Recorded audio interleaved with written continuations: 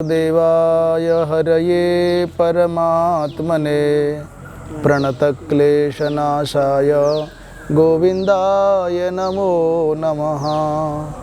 ईश्वरो गुरुरात्मेति मूर्तिभेदविभागिने व्योमवद्व्याप्तदेहाय दक्षिणामूर्तये नमः।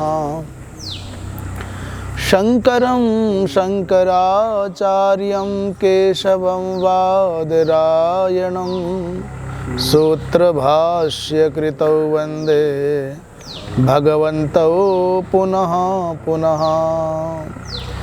श्रीराम जय राम जय जय राम श्रीराम जय राम जय जय राम श्रीराम जय राम जय जय राम श्रीराम जय राम जय जय राम श्रीराम जय राम जय जय राम श्रीराम जय राम जय राम। धर्म की अधर्म का प्राणियों में विश्व का गौ हत्या गौ माता की परम पूज्य धर्म सम्राट स्वामी श्री करपात्री जी महाराज की जगत गुरु शंकराचार्य भगवान की सद्गुरुदेव भगवान की वृंदावन बिहारी लाल की सियावर रामचंद्र भगवान की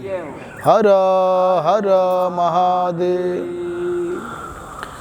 विराजमान सम्माननीय श्री नारायण स्वामी जी महाराज,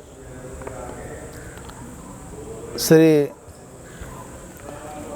शिक्षा के प्रकाश से असंख्य शिक्षार्थियों के चित्त में आशा का संचार करने वाले हमारे मास्टर जी श्री सुरेंद्र जी सरदार जी और सभी सुभद्र जन, आज का दिन भी जैसा कि हम ये प्रसिद्धि भी है और ये सच भी है कि भारतीय संस्कृति सनातन संस्कृति उत्सव प्रिय है। एक भी दिन ऐसा नहीं जिसमें कोई न कोई उत्सव न हो। आज भी एक बहुत उत्तम दिवस है। वैशाख शुक्ल पक्ष की नवमी अर्थात भगवती जनक नंदिनी जानकी सीता जी का प्राकट्य दिवस है। दिव्य विभूति का प्रकाश जिस दिन होता है, प्राकट्य जिस दिन होता है, उस दिन ये धरा अपने आप में चमत्कृत और आनंदित हो जाती है। हमारे महाराज श्री जी समझ रहे होंगे, किसी पुराने समय में किसी यात्री ने कहा, ये बात यद्यपि लॉर्ड मैकाले ने भी कही, कहा कि भारतवर्ष में मैंने भ्रमण करके देखा, पूर्व से पश्चिम तक उत्तर से दक्षिण तक कोई भिखारी नहीं मिला। उसने कही है ना बात ये। और भी जिनकी बातें हम लोग करते हैं कि फाहियान थे, मेगस्थनीज थे, ये आए, इन लोगों ने भारत को अपनी दृष्टि से देखा, उन्होंने भी ये बात कही है। वेद में भी ये लिखा हुआ है, पुराणों में भी लिखा हुआ है। इस भारतवर्ष में कोई भिखारी नहीं था, कोई चोर नहीं था, कोई मूर्ख नहीं था, कोई दरिद्री नहीं था। अभी हम वेदों की बात कहें, पुराणों की बात कहें तो लोग कहेंगे साहब अपने घर की बात है, इसलिए अपनी बढ़ाई अपने आप मार दे। पर जो विदेशी लोग घूमने आए, उन्होंने भारतवर्ष को समीप जाकर के देखा, यहाँ भीख मांगने वाला नहीं था।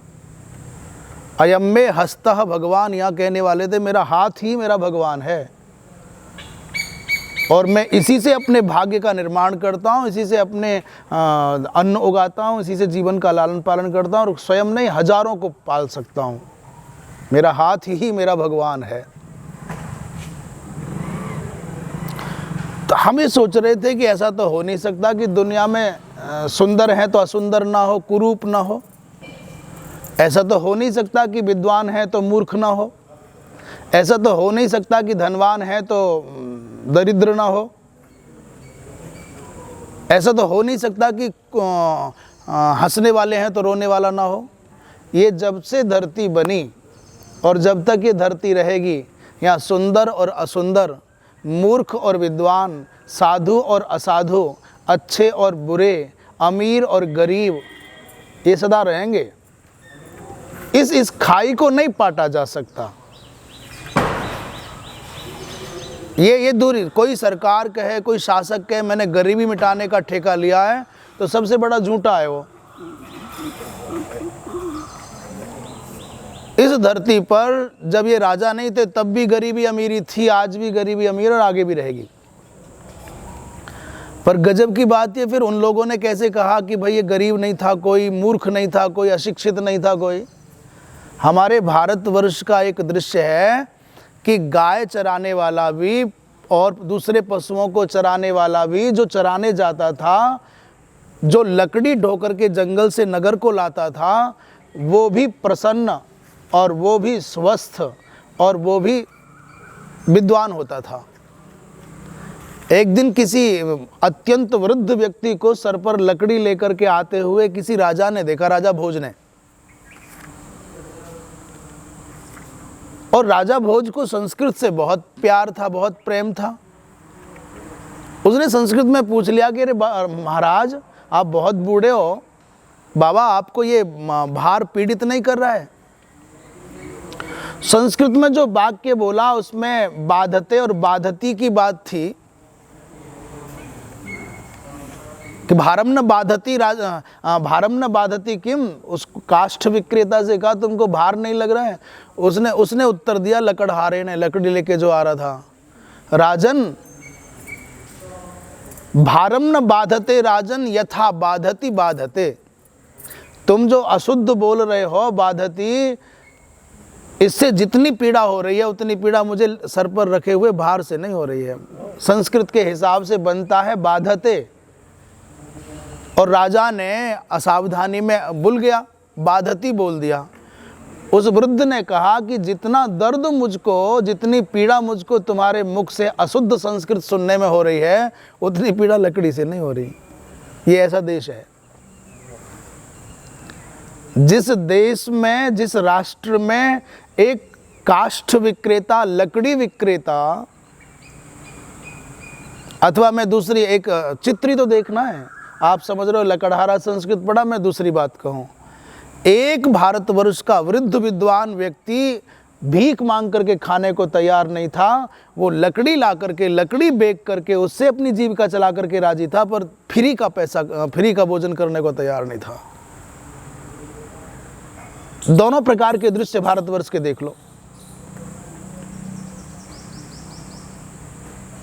इस भारतवर्ष की हुआ क्या जब वो अंग्रेज आए, फाहियान और कौन कौन थे वो, ह्वेन-त्सांग, फाहियान, मेगास्थनीज और भी कोई, उन लोगों ने आके देखा कि भाई इस गांव में गए, यहाँ भी मुझे लगता है होली के टाइम पर आ गए होंगे वो। पूरे भारतवर्ष के गांव गांव में उत्सव मनाए जा रहे, लोग खेल किससे रहे हैं, मगन किससे हैं? बोले किसी के हाथ में गोबर, किसी के हाथ में मिट्टी, किसी के हाथ में मक्खन, किसी के हाथ में हल्दी, और उतने से मगन है। वो सोचता रहा भाई इनके पास में देखने के लिए छोटा सा घर है, झोपड़ी टाइप का घर है, और ये पूरे के पूरे इतने आनंद में डूबे हैं, क्योंकि उसने तो देखा था जब संपन्नता होगी तो प्रसन्नता होगी। भौतिकवाद का चिंतन है, भौतिकवाद का सिद्धांत है, जहाँ संपन्नता है वहाँ प्रसन्नता है। और भारतीय चिंतन है, आध्यात्मिकवाद का चिंतन क्या है, जहाँ प्रसन्नता है वहाँ संपन्नता है। आप अंदर से प्रसन्न हो तो फिर आपको दुनिया की कोई संपत्ति की आवश्यकता नहीं, आप आनंद में रहोगे। मुझे लगता है छोटे छोटे बालकों से लेकर के बूढ़े बूढ़े तक लोग होली 1 महीना खेलते थे, उतने में बहुत सारे क्षेत्र में घूम लिया, फिर आ गई दिवाली। उसने देखा कि भाई यहाँ से लेकर के वहाँ तक रोज उत्सव मनाते हैं, रोज नाचते गाते हैं, रोज संकीर्तन होता है, और हर आदमी का चेहरा खिला हुआ है। यहाँ तो रोता ही नहीं कोई, यहाँ मांगता ही नहीं कोई, यहाँ भूखा कोई है ही नहीं, नंगा कोई है ही नहीं। हमारे चेहरों की खुशियों को देख करके उसने हमारी समृद्धि का आकलन किया, हमारे घरों में झांक करके सोना चांदी नहीं देखा। और दूसरी बात बताऊं, आज हम बहुत संपन्न हो गए, समृद्ध हो गए, लोहे के सिक्कों को गिनते हैं, कागज के टुकड़ों को गिनते हैं संपन्नता के लिए। उस जमाने में भारतवर्ष में लेन देन के लिए काय के सिक्के चलते थे? चांदी और सोने के चलते थे। हाँ महाराज, चांदी और सोने के सिक्के यहाँ ऐसे चलते थे जैसे आज आपका 10 का 20 का नोट चलता है।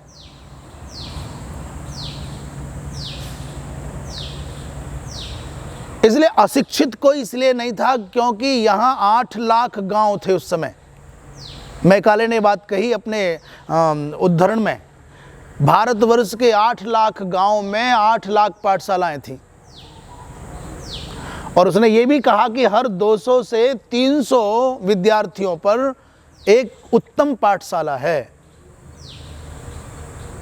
और उत्तम कोटि के गुरुकुल हैं जो किसी सरकारी सहायता के बिना अपने बल पर आनंद से चलते हैं और सबको शिक्षा सुलभ है, अपने अधिकार क्षेत्र के अंतर्गत अधिकार। ऐसा भारतवर्ष। इसलिए हमारी भारतीय संस्कृति, हमारा सनातन धर्म का जो समग्र जीवन क्रम है वो उत्सवों से भरा हुआ है। अभी आपने दिवाली मनाई, थोड़ी देर रुक जाओ तो फिर कार्तिक में और दूसरे पर्व आ गए, देवोत्थापनी आ गई, फिर उसके बाद थोड़ा सा सांस लिया तो माघ के महीने में तमाम उत्सव आ गए, और उत्सव नहीं तो तीर्थ यात्राएं आ गई। अन्यथा गुरुजनों के, महापुरुषों के अवतार दिवस आ गए, प्रकाश दिवस आ गए। इसलिए भारतवर्ष की संस्कृति दुनिया में सबसे अनूठी।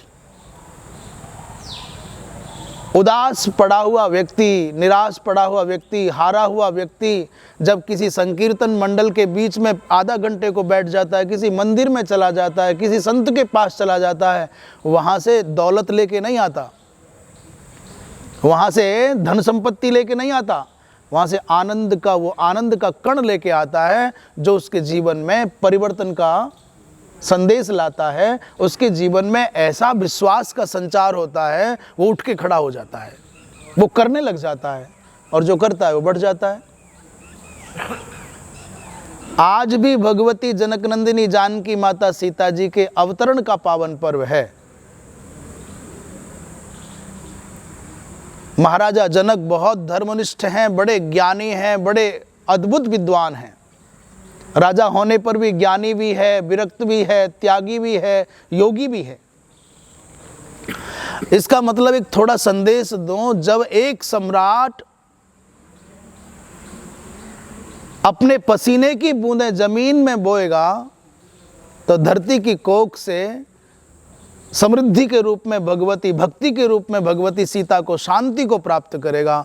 यदि राजभवन में बैठ करके कोई राजा बन करके सुखपूर्वक श्रम किए बिना अपने जीवन के निर्वाह के लिए समाज के धन का उपभोग करेगा तो उसको शांति नहीं मिलेगी। शांति कब मिलेगी? एक सम्राट जब कृषक बन करके धरती की छाती पर अपने श्रम के बिंदुओं का बीज बोएगा तो उसको समृद्धि भी प्राप्त होगी और शांति भी प्राप्त होगी। जनक जी महाराज ने लोक कल्याण के लिए जब हल चलाना प्रारंभ किया, हल तो वास्तव में हल है, हल माने समाधान। जो संसार में हल की उपेक्षा करेगा, जो हल के उपासकों की उपेक्षा करेगा, वो संसार में कभी समाधान नहीं पा सकता। मैंने सारी बात संकेत में कह दी। वर्तमान का प्रशासन यहाँ का या वहाँ का, दुनिया में कहीं का भी सुने, जब तक हल की उपेक्षा होगी, जब तक श्रम की उपेक्षा होगी, जब तक कृषक की उपेक्षा होगी, ये भारतवर्ष तो ऋषि और कृषि का देश है। इसमें ज्ञान की उपेक्षा हुई, ऋषि की उपेक्षा हुई, ऋषि असुरक्षित हो गए, और यहाँ कृषि असुरक्षित हो गई, कृषि की उपेक्षा हो गई, तो फिर देश नहीं बचेगा भैया। इस राष्ट्र को बचाना है तो ऋषि और कृषि का आदर करना ही पड़ेगा। उस हल्के अग्रभाग में भगवती संस्पर्श मात्र से, घट के अंदर से भगवती सीता का प्रादुर्भाव हुआ। आपको एक बात रोचक कहूं, जब भगवती जनक नंदिनी जानकी माता सीता का भगवान राम के साथ विवाह हुआ तो जानते हैं अवस्था कितनी थी? किसी के संज्ञान में है केवल 6 वर्ष। आज के मापदंड से और आज के कानून की दृष्टि से, संविधान की दृष्टि से देखेंगे तो लोग बहुत परेशान हो जाएंगे। 6 वर्ष की छोटी सी बच्ची, कितने वर्ष की थी सीता जी? कितने? केवल 6 साल। और लगभग भगवान राम थे 18 वर्ष के अथवा 16 वर्ष के।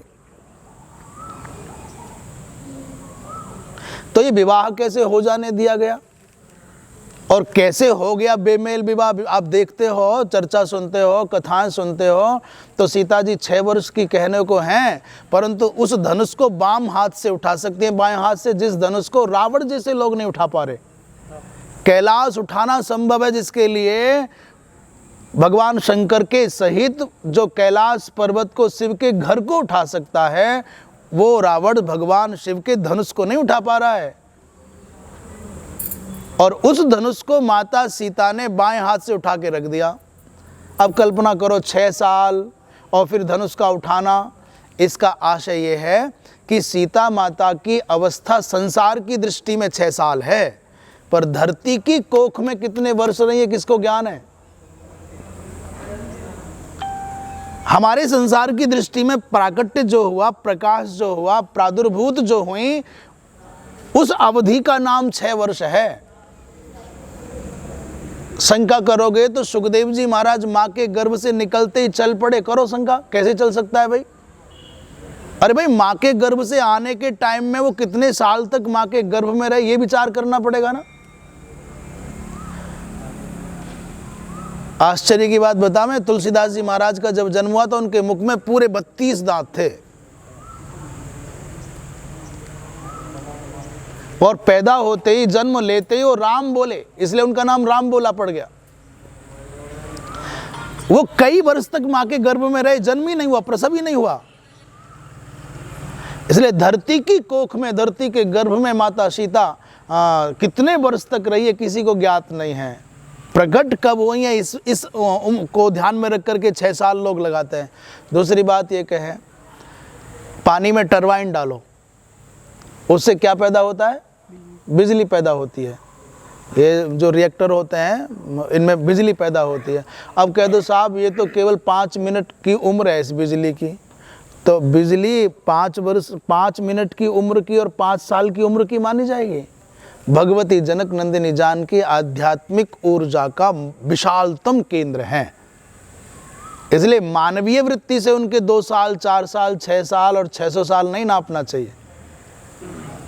जैसे भगवान कृष्ण और राधा जी सदा किशोर और किशोरी रहते हैं, वहाँ अवस्था में अंतर नहीं आता, शरीर में जीर्णता नहीं आती।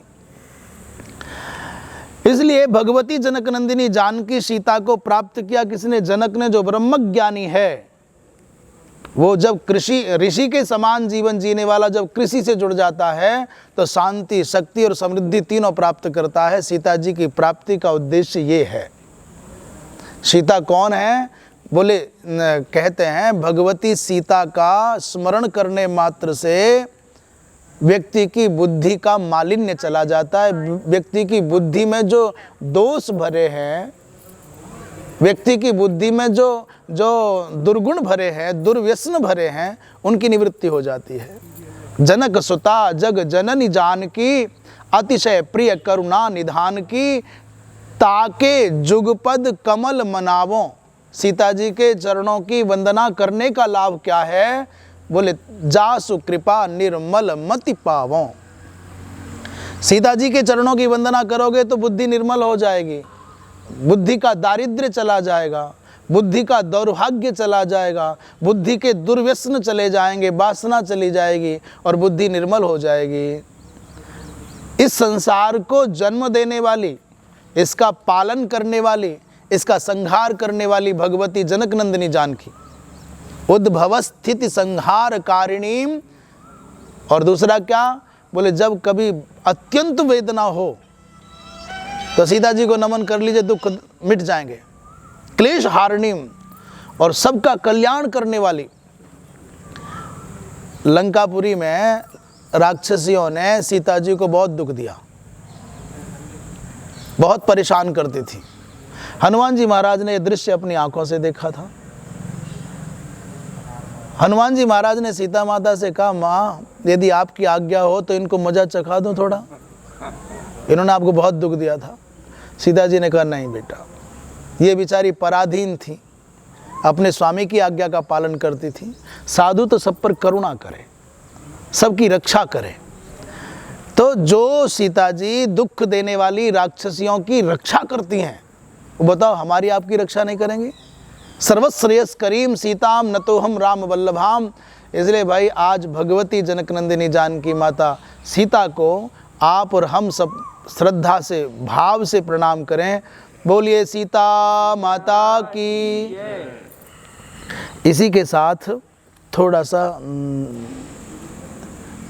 भगवत गीता से विषयक चर्चा कर लें। समय क्या हो गया है? 5।